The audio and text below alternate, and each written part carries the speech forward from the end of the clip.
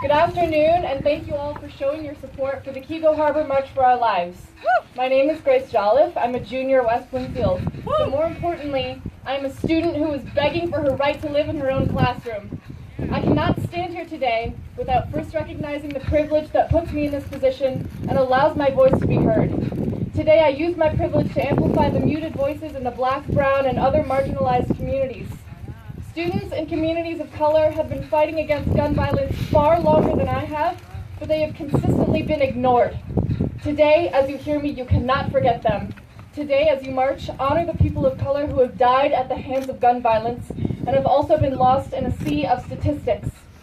As we say the names of the Parkland victims, we must also say the name of Cortland Arrington, a 17-year-old black woman who was well on her way to being a nurse, but was shot and killed 2 weeks ago. We must also say the name of Tamir Rice, who should be 16 this year, but was killed at the age of 12. We must not forget them, and we must not minimize the impact of gun violence throughout all communities.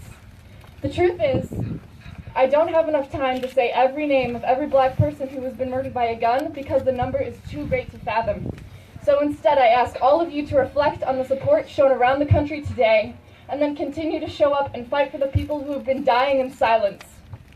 Before we begin, I'd like to take some time to recognize the hardworking and passionate volunteers who shaped this march from the ground up. Sandy Barrett, Patricia Chandler-Newport, Christy Rose, Lisa Mahoney, Kathy Chico, and my infallible mother, Jennifer Jolliffe, have tirelessly worked to put this event together. Right here. I would especially like to thank Karen Mebrod, the adult chair of our organizing committee. Karen's wisdom and knowledge of the Keego area has built the platform that can allow our voices to be heard.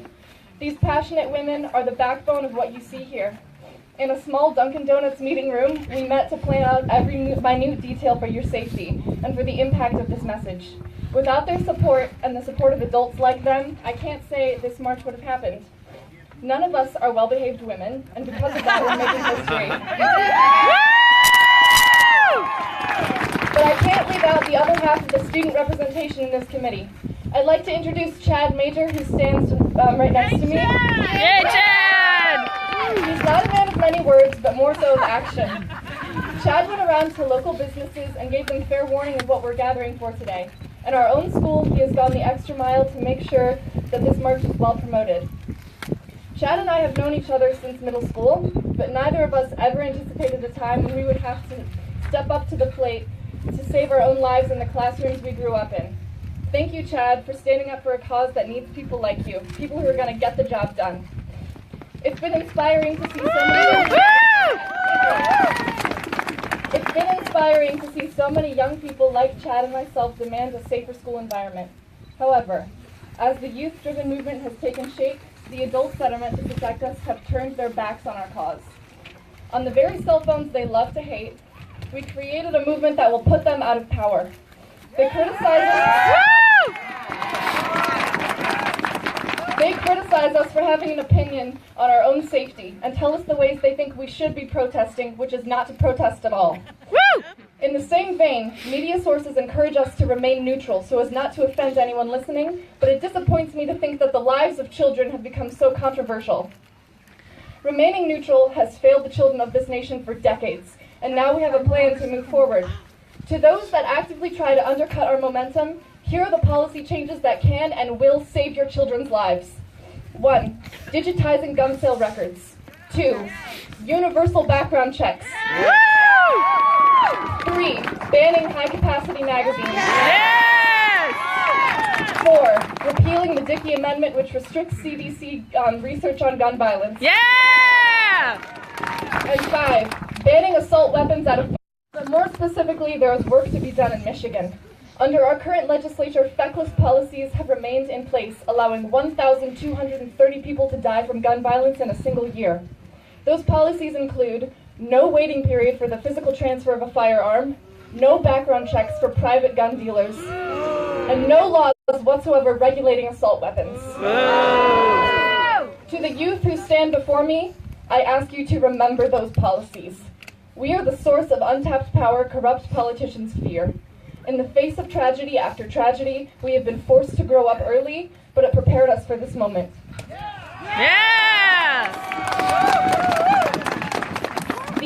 laws that threaten our safety every day, and without your votes, nothing changes. Political leaders bought by the NRA will continue to spout empty promises and distract from the real issue, public access to military-style weapons. But unity is bulletproof. As we march today, it is crucial that we remember what the real threat is. It is not the black man next door. It is not your neighbor who likes to hunt. It is not the kid who sits alone in the lunchroom. It is the lackluster legislation and absence of regulation that allow these tragedies to reoccur, and the politicians who care more about campaign funding than the lives of their constituents at any stage of life, whether they be 6 or 60. All right! To those politicians, we aren't listening anymore. We see you. We are mobilizing and educating future voters, ensuring your jobs are no longer safe.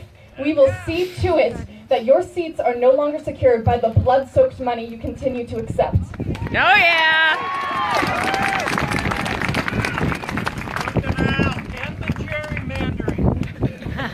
It is also appropriate that we begin to march through a playground.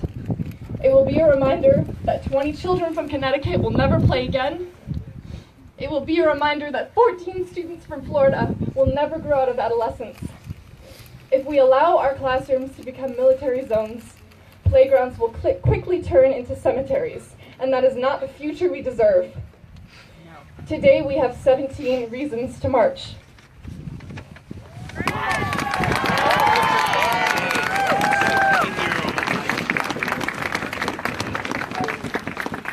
Gina Montalto. Carmen Shenstrup. Martin, Duque, and Guano. Meadow Pollock. Joaquin Oliver. Alex Shackner. Helena Ramsey. Alyssa Al-Hadaf. Chris Hickson. Peter Wang. Aaron Weiss. Elena Petty. Nicholas Duarte.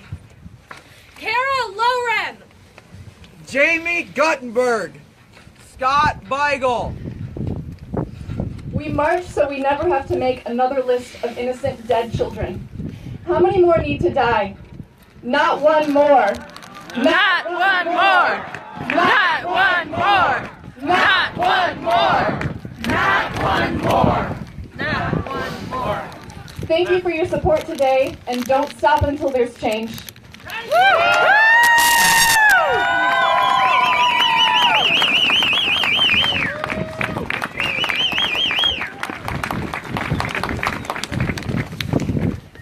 We're gonna start on the march now. If you don't mind, we're gonna have all students that are here today be the leaders, so let them go to the front. And we're gonna start out. So thank you for coming.